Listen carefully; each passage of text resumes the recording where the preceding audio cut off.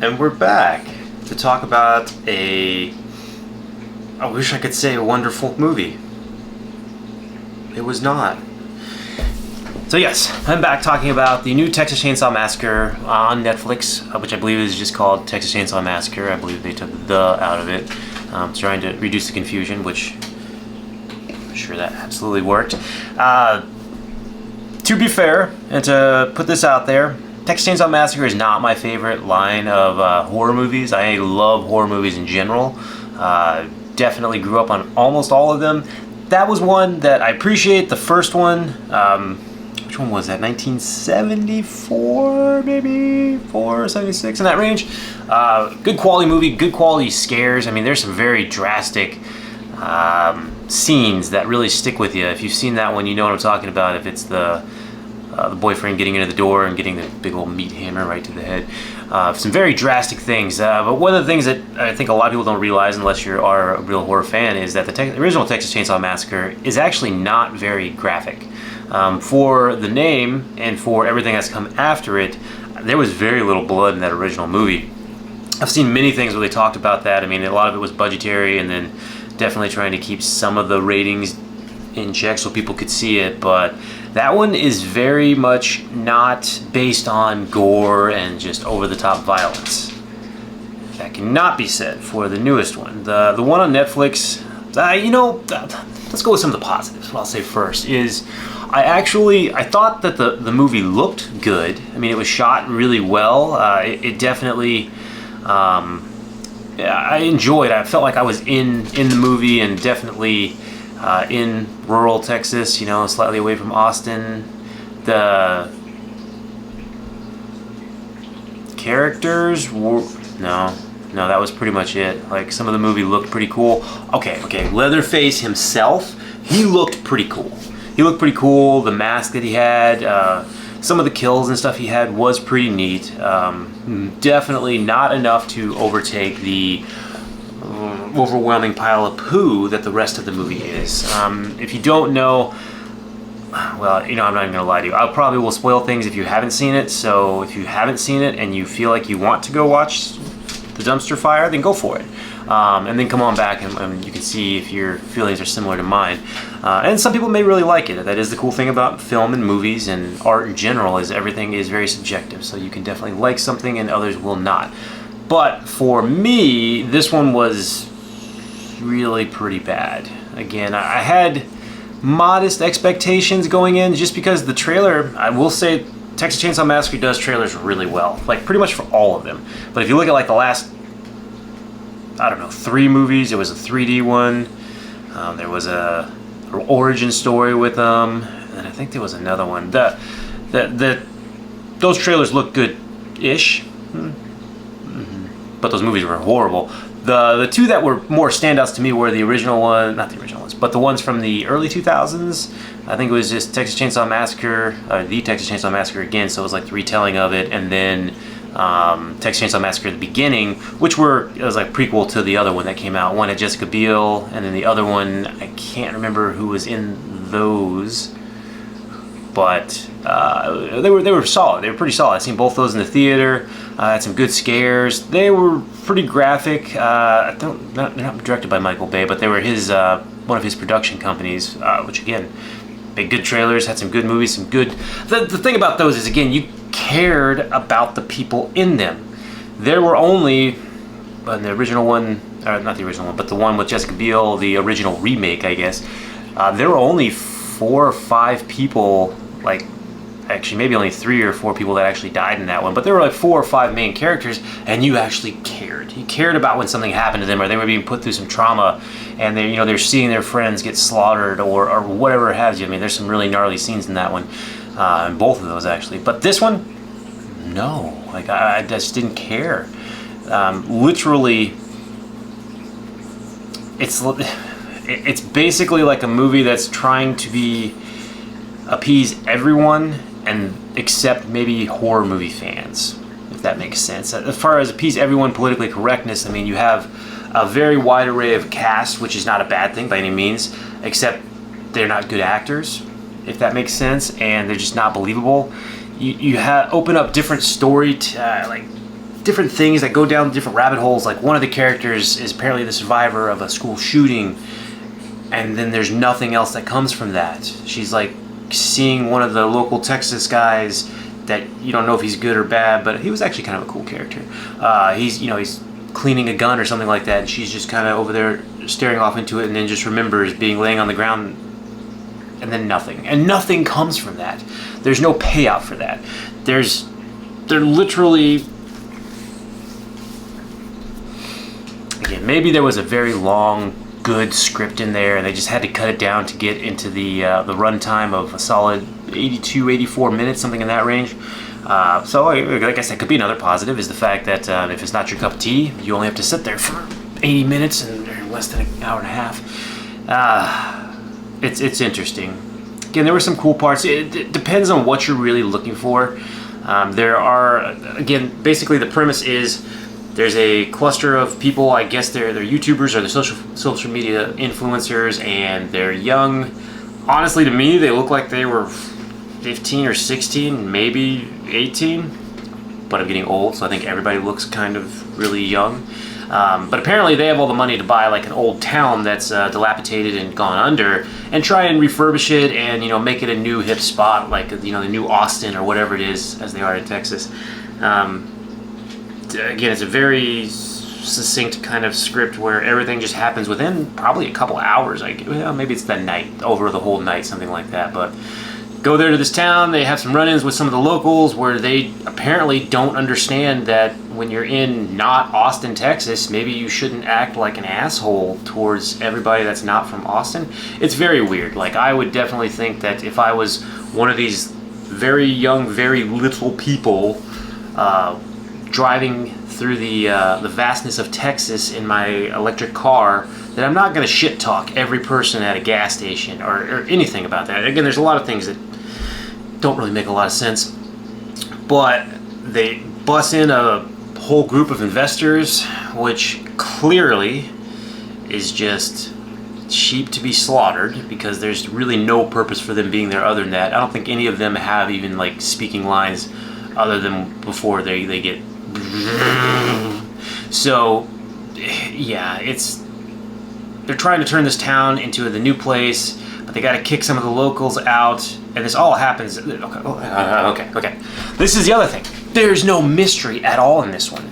At least with the most recent one, maybe like the last two, there was kind of some mystery behind who he was, or who actually was going to be the Texas Chainsaw Massacre in the beginnings, not the beginnings, but the origins one, whatever that one was called, because it was like a cluster of kids that were growing up, and one of them turns into Leatherface, and you figure it out down the line. This one, it opens, and they're talking about, it's also just a continuation straight up from the old 1970s one. So they're talking about, it's a news story about, oh, this lady, she survived this horrific thing, and they had like a sketch of Leatherface, and they never found him. And then immediately, in probably the next scene, you meet him. That was the same person that was just watching this documentary thing on TV about him. There he's standing at the top of the stairs, doesn't even register. Nah, not at all. Then you have the fact that, okay, so they're trying to kick out the people that may or may not have paid the taxes that they need to still own the land. They never really kind of figured that out. They kind of give some hints that the kids were being a little shisty. So again, you're not really rooting for the kids. There's no protagonist per se. I mean, you kind of end up going for Leatherface, except you don't, because they also bring back the heroine from the original one that survived after 40 years of searching for him, which is a whole clusterfuck in of itself. Again, no mystery. You find out who he is immediately. This would make, I believe they said it would make Leatherface in his 70s, mid-70s, something like that, which, again, sounds very familiar to another horror franchise that did it much, much better, Halloween. 2018 Halloween. Halloween Kills is much more in line with this one, actually, in my opinion, just because of the over-the-topness and trying to do too much, and yeah. So kick him out of the house, or they're kicking her out of the house. She has a heart attack or seizure, something like that. So they get the ambulance. The two cops, the only two cops in town that just happen to be there helping, and maybe even the whole county. And they load her in the back of the bus, him too, and then they just start driving down the road. And all of a sudden, she dies. He freaks out, kills everybody. 70-year-old. just breaking bones, stabbing things, pulling things. I mean, I know it's not meant to be real. The original one was meant to be very realistic, and that this was something that could actually happen to a person or a group of friends that accidentally go down the wrong road, pick up the wrong hitchhiker, or maybe the right one they're trying to help, and then things go wonky. This one was... Immediately after that point, I realized what kind of movie I was going to be in for, and that it's just an over-the-top violent one. So if you are good with that, you can definitely get some joy out of this. If you're more of the Hostel, Saw, that sort of fan, more of the torture porny kind of stuff, where it's more just slice and dice and lots of blood, lots of guts, less story, then this might definitely be up your alley. That's not what I enjoy, so this one was kind of hard to get through at various points. All that's going down, again, wackiness ensues. They kind of get stuck in the town for some reasons that you can watch it if you want to get into that. That doesn't make a ton of sense either. And end all be all, Leatherface ends up on the bus that shuttled in all these people, and it probably, I don't know how many people were on that bus, maybe a dozen, 15, something of that range. And I mean, they all just watch Leatherface come in the bus with a chainsaw, wearing a face mask, and you know, again, it could be some more social commentary about they're all just videoing, oh, what's going to happen, you're not going to do anything to us in this day and age, we got you a camera, you'll be... Okay, there's a man, a large man, wearing a face, not his own, with a chainsaw with blood all over it, and you're going to talk shit. I don't know why. And then starts the chainsaw and just goes to town. Everybody on the bus, basically they just kind of line up and wait to get... Besides that, the fact that chainsaws... I am no lumberjack, even though I live in Maine and have a beard. No flannels though, no flannels, I don't have those yet. But I know how chainsaws work to a slight degree. I've used them a little bit in the past. I know for a fact they don't work like a fucking lightsaber. Okay, they don't just zoom, zoom, zoom, and this cut, you know, limbs off perfect. You know, there's a little more tearing, a little more, which honestly would probably make it more realistic, more gritty, and more gnarly, but he's just cutting everybody in pieces. They're clean off, cut the lady in half. There's lots of heads being cut off. It's just stupid, in my opinion. Again, it wasn't something that I was looking for in the movie. Again, if you've seen the more recent Halloween movie, Halloween Kills, I believe it is, there's a scene very similar. Actually, I think there's two scenes that are pretty similar with firefighters in the beginning, and then with a crowd of people towards the end. Spoilers on that one if you haven't seen it. If you haven't, I would watch that one far and above this one. Far and above. But I'm also a way bigger Halloween fan than I am Leatherface. So, end all be all. After that, then you bring back in the original survivor from the first one. That her involvement in this movie, and I'm pretty sure my brother told me that it's not the actual lady that was the first one. I think she's passed, but they got somebody that looked very similar to her to complete that story arc of, you know, dealing with the trauma and everything else. And she's in probably, there's one scene that's kind of foreshadowing that now she's a butcher and she's doing all this stuff and she's dealing with it however she wants to, and she gets the call that something might be going down in this town, so she heads over there. And it's just fucking pointless. Like, I don't understand. There's a couple scenes, like, she can rescue people and doesn't. Leaves him in the back of the car, goes to look for Leatherface, finds him with his back to her. She's got shotgun. Just talks. You know, let's just have a little talk. Lets him walk by, get away. Then decide... And then, ultimately, she gets fucking chainsawed. It's the straight up one, like you'd see in most of the movies, or what do they have it in? I think it's in Mortal Kombat. Again, like one of the games where they have Leatherface, where you just pick him up and just... Honestly, it's also in the trailer for it. So, holding her up completely like this, throws her across the street. Luckily, she manages to stay alive for another 5 minutes after being completely eviscerated, more or less. There's just so many things that don't make sense in this movie. I debated over whether making this review or not, because I don't actually like to not like movies. Actually, if I am invested in a movie and then it doesn't turn out well, or the trailers are really good, then it upsets me and then I have to think about it a lot. And then I thought that maybe thinking about it live and talking about it on camera might help that. And it also might see if I'm crazy or not, because I definitely could be crazy. Again, if you're a big horror fan, you might really enjoy this. I know my brother enjoyed a good bit of the blood and guts aspect, but he's definitely a much bigger gore fan than I am. So, I mean, I think people might like it, but for me, it was definitely I mean, I don't foresee myself ever watching it again. Maybe a scene or two. Maybe. I don't know. Either way, I would not necessarily recommend it unless, like, from everything I've said, that sounds like a good movie to you.